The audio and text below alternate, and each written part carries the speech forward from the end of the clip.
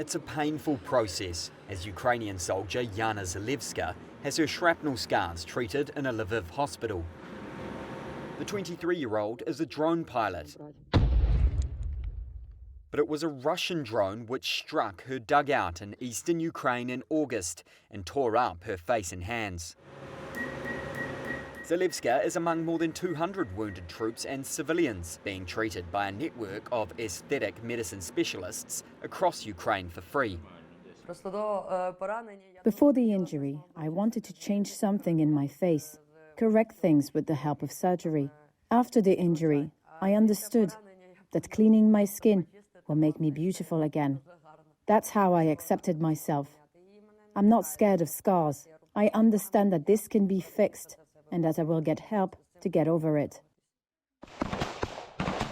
Russia's February 2022 invasion grinds on with no end in sight. Much of the fighting is trench combat and artillery duels that often result in shredded limbs.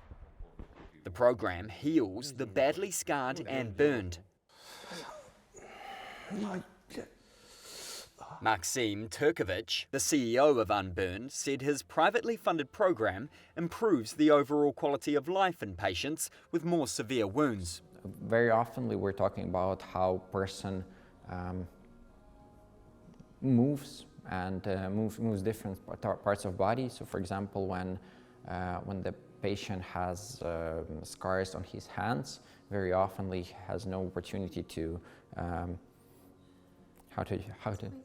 to squeeze the fists, and it's like directly the functionality of the person. There was a huge hole here. It was stitched, and I can easily move my hands now.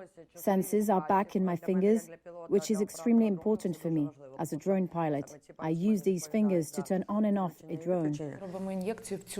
Alexander Chaika, an acrobatics instructor from Kyiv, is receiving treatment on his amputated leg, lost when a tank shell hit his trench. Around half of amputees have scars on their stumps, which make it uncomfortable and sometimes unbearable to wear prosthetic legs. While the treatment reduces pain, Alexander says the care also helps the wounded deal with psychological impacts. There are wounds which boys need to address and work on. I know that some soldiers who have wounds on their faces start to shut themselves off. They develop insecurities. They are afraid to look people in the eye because of their wounds. I wouldn't want them to shut off.